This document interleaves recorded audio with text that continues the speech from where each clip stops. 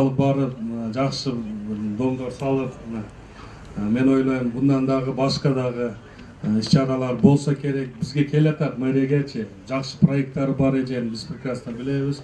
Кудай кааласа Ош шаарын мэрия ошондой ишкерлерди колдоп келатабыз. Жардам берелик эже. Мэрди приемге кирди өткөндө кирип ошондой проекттарын көргөн. Шаарыбыз андай көркү ачылат да эми. Анан көп адамдарыбызга азыр көпчүлүк Россияга кетип атат. Биз балдарыбыз, кыздарыбыз, ага энелерибиз. Мен ойлойм, ошолорго дагы бир иш күч дейми. Ушул жерде жок дегенде 100ге жакын адам иштесе керек. Ушул ресторандын өзүндө. Көп аракет кылдык. Көп тоскоолдуктар болду. Баардыгын жеңиш керек экен. Шарапатты бир эле айтып коеюн.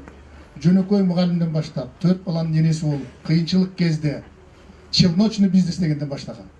Мына ушундай келип баардыгына жетишип, элге азыр өзүнүн болгон тапканын элге тартылып турат. Өзүңүздөр карап көрсөңүздөр, атайын этно дегендин символикаларды карап көрсөңүздөр, кыргыздын көчмөн дүйнөсүндөгү басып өткөн жолунун баардыгын айкалыштырганга аракет кылды. Келе айткан атайын кыргыздын таза суусун, доосун, бул символизирующий гана нерсени жасап койдук. Рахмат. Бир күн бизге жетишпей калды көрүнөт. Кичине мындай недочетторубуз бар жумушубузда. Ага көз жумуп коюңуздар.